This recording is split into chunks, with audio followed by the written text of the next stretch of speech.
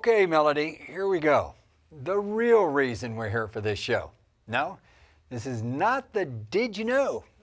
But did you know that the very first anchor of the very first VA News airing the week of June 14th, 2001 was my buddy Melody Mercer. And Tom was the second anchor. So here we are doing the 500th VA News together. We've got a lot of clips from the past 11 years to show you, so let's get started. Let's do it. As we showed you earlier, it all started with a big bang, percussive drum beat and all. Hi, I'm Melody. It took a lot of help from a lot of VA employees across the nation. For 11 years and 11 months now, but it wasn't long before we realized the impact we would have. We weren't even out of our first summer when 9/11 happened, and the two hands-on technicians from the beginning, producer Ken McKinnon and video technician Patrick Montgomery, were scrambling to get coverage of how VA and its employees were affected. Needless to say, a loud bang could not have been more jolting to the fledgling newscast. Hi, this is Denzel Washington. You're listening to VA News. We've shown you a lot of celebrities volunteering their time and energy right beside a lot of other Americans.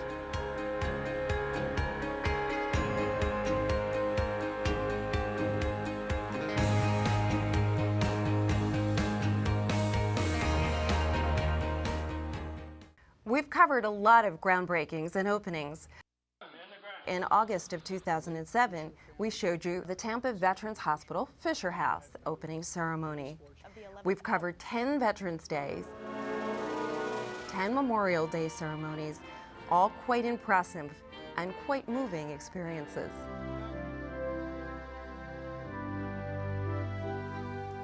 VA News, and I should say primarily Melody, has been across the country a few times to produce full shows on location in places like Dallas, New Orleans, Cleveland, San Diego, Bay Pines, Florida, Philadelphia, San Antonio, Pittsburgh, Augusta, Georgia, Atlanta, Georgia, Canandaigua, New York, Boston, and, dare I say, Hawaii? Somebody had to do it, Tom.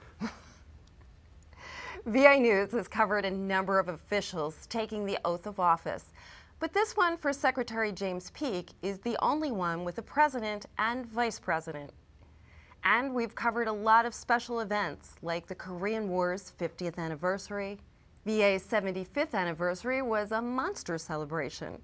President Obama came over for our 20th as a cabinet-level agency. Nothing was more glorious than the opening of the World War II Memorial on the National Mall, one of my favorite memories. VA News has reported under the helm of 5 different secretaries, including Anthony Principi, Togo West, Jim Nicholson, James Peake, and Eric Shinseki. We even covered the funeral of Secretary Jesse Brown and got a stirring tribute to him from former President Clinton. Let me say, first of all, when I became president, or when I was elected, I was looking for someone to head the Department of Veterans Affairs who was a veteran, who was a combat veteran, and who had real experience in dealing with the challenges that our veterans face when they come home. Jesse Brown was the ideal person. He was fought in Vietnam, he was wounded, and he devoted the rest of his life to being an advocate for other veterans. So when I asked him to join the cabinet and he accepted, I was elated. Every day he was there, he was an advocate for the veterans of America. Every day he was there, he thought not about himself, but about others. He served with distinction and honor, and he lived with great dignity. He bore his last illness with great dignity, just the way he lived. And I am very grateful for his service and for his friendship. Now, we've also covered a lot of stand-downs for homeless veterans, but none so memorable as the DC VA Medical Center, where Secretary and Mrs. Shinseki said a homeless veteran is personal to them.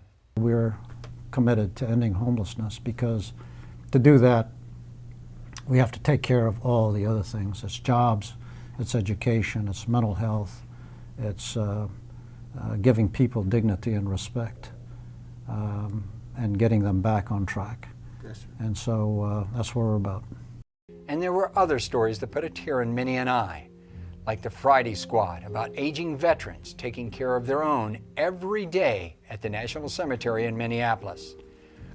We serve this country to the best of our ability.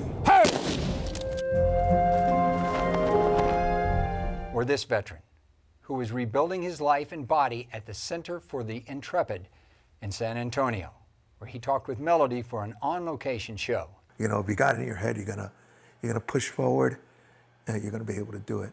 As long as you don't quit before you even try.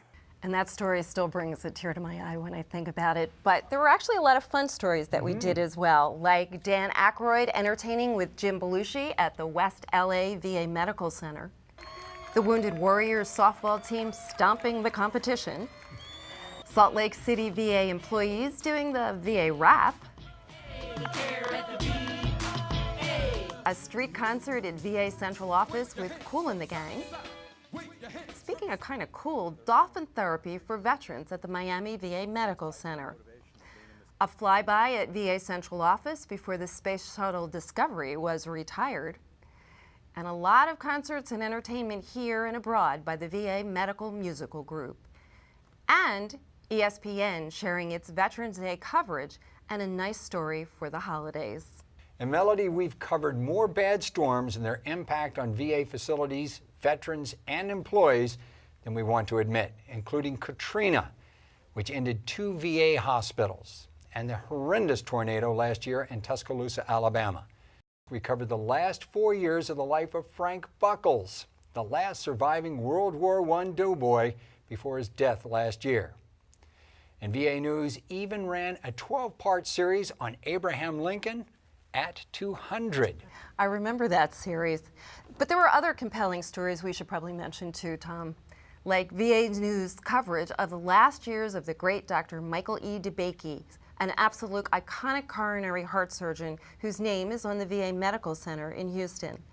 And there is the DECA prosthetic arm, the first veterans hospitals or soldiers' homes, a double amputee running across America, a compelling Iwo Jima anniversary show, the Memorial Day feast doled out to veterans by Bobby Van's restaurants in Washington, D.C., and the always incredibly satisfying coverage of good works produced each year by VA's national programs and special events, including the Winter Sports Clinic, the Wheelchair Games, Golden Age Games, Summer Games, and Creative Arts Festivals. And I was at a Winter's Games. It was absolutely wonderful. Oh, isn't it amazing? It is. We haven't really celebrated VA News milestones since the 100th episode back in 2003, when Secretary Principi wanted to recognize the show and its creators. We pretty much skipped over 200, 300, and 400, but 500? No way. That was just too big to pass on.